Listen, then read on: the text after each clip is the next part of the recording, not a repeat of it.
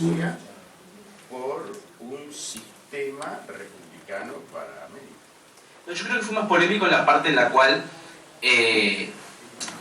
toma distancia de lo que es América Latina en aquel momento, América Latina hoy, y como que hacer un lavado de manos de que de alguna manera no podemos, porque así si no podemos comparar nada y todo termina siendo, la historia termina siendo en definitiva simplemente un lugar de anticuarios, ¿no? Nada más. Sí.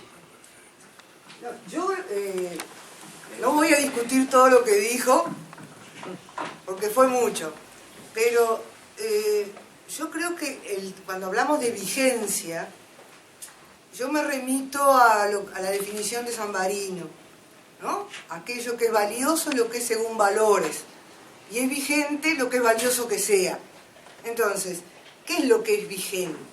Hoy en día está de moda Artigas, entonces yo el año pasado leía en el diario La Nación, el diario de Mitre, ¿no? Que decía, bueno, si hubiera triunfado Artigas, hubiéramos adelantado 200 años con el Mercosur.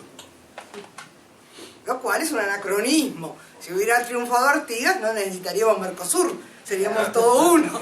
Pero bueno, es decir, y después está la otra transposición, donde Artigas sirve de justificación para cualquier cosa, y esto sí fue el otro día que leía unas apreciaciones de nuestra conocida economista Dolores Benavente, asesora de la Cámara de Comercio, que decía que Artigas había firmado un TLC en purificación. Entonces, no son transposiciones anacrónicas, pero yo creo que lo que decía el profesor Hamed, es decir, la inquietud por la tierra, ¿está solucionada? No está. Es decir, nosotros no hablamos más del latifundio, ni de los problemas de la propiedad de la tierra, pero yo tengo en mi casa un librito de Astori que se llamaba El latifundio y la crisis económica o algo así del Uruguay. Es decir, en los años 60, 70, ¿cuáles eran las preguntas que se hacían al artiguismo? El problema de la tierra, porque había una aspiración a un cambio en la forma de tenencia y de propiedad de la tierra. Hoy en día eso como que pasó, pero yo no descuento que dentro de unos años surja otra vez el problema. Lo que decía de los campesinos, es decir, en Paraguay, toda esa tradición de lucha por la tierra, eso los expresó en el artiguismo y en otros movimientos revolucionarios como en México, y después hay toda una tragedia con muchos de los donatarios artiguistas y demás. Pero yo creo que hay varias cosas del artiguismo que son valiosas y uno desea que sean, ¿no? Es valioso que sean. Por ejemplo, el concepto de soberanía, de defensa de los intereses propios frente al imperialismo, que en ese momento era Inglaterra. Es decir, de unidad latinoamericana y no de agresión entre los estados.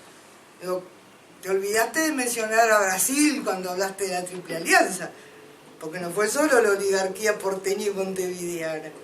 Es decir, estaba el imperio de Brasil y el vínculo, eso, algo que él dijo de una especie de comunidad cultural, eso se siente en Río Grande del Sur.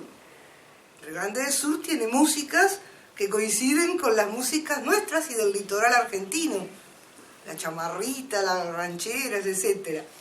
Y hay una comunidad, y la revolución de los farrapos que los brasileros ignoran, mantuvo enormes vínculos con los caudillos rurales del Uruguay, que ya era Uruguay, porque no era Uruguay en la época de Artigas. Entonces, esa visión regional, el concepto de la unidad de la patria grande, yo creo que es otra de las cosas que son vigentes y que tenemos que heredar del artiguismo, del legado artiguista.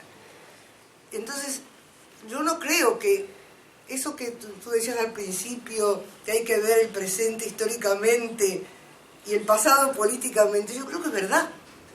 Digo, cuando yo estudiaba en el IPA, nosotros decíamos que la enseñanza de la historia tenía que ser orientada en la enseñanza media para que los alumnos supieran leer un diario.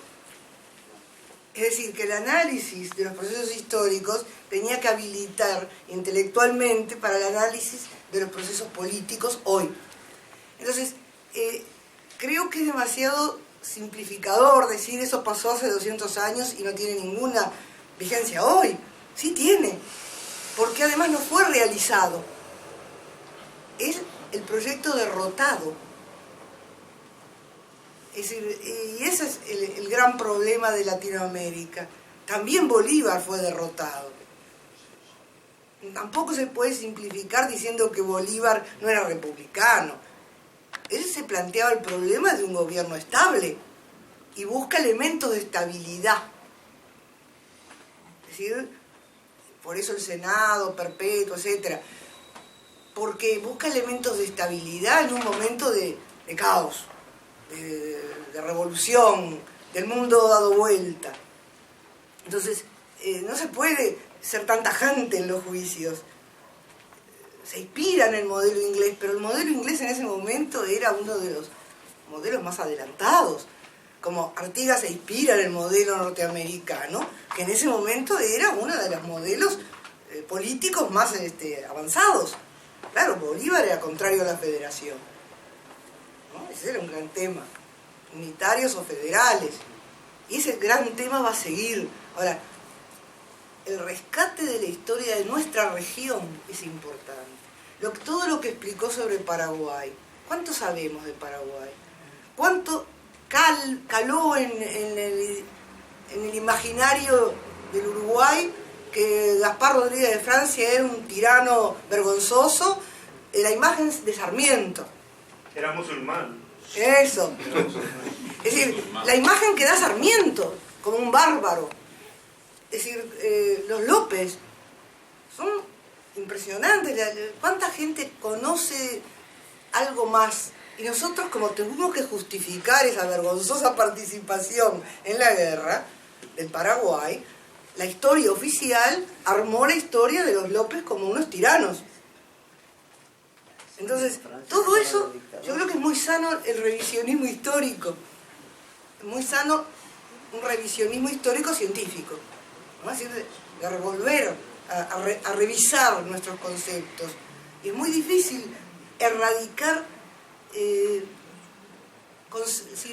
ese imaginario que recibimos como una especie de sentido común. Entonces, también se aplica eso a la valoración del presente. Pero estas cosas ayudan. Claro que ayudan. Claro que ayudan. Si a mí me contratan, yo me quedo. Profesor, ¿se pueden conseguir sus libros? Hay un librito por ahí. ¿Ah, sí? Sí, pero sobre Palestina. Está bien. También abarcamos eso, porque hay que decir verdades sobre Palestina. Bueno, Pero mis libros son difíciles, están editados en Paraguay y no logré hasta ahora un buen amigo editor que quisiera editarlas en Uruguay. Así que yo tengo algunos libros que regalo a los amigos que tienen la paciencia de escucharme y leerme. Y vamos a ver si el año que viene encaramos alguna edición de esos libros en Uruguay de manera que pueda estar al alcance de la gente que quiera leer. muchas gracias. ¿Sí? Dos cosas me surgieron como una reflexión de lo que estuve escuchando. En primer lugar, quería felicitar a la Fundación Trías por estos encuentros porque son muy importantes, aportan muchísimo. Y cuando él habla de que la revolución es una utopía, bueno, no sé, habría que reflexionar porque no sé de qué revolución está hablando, ¿verdad? Yo creo que las transformaciones se van a dar siempre en lo que fue de la historia y en el futuro, digo. Y creo que lo que más nos moviliza a nosotros en este momento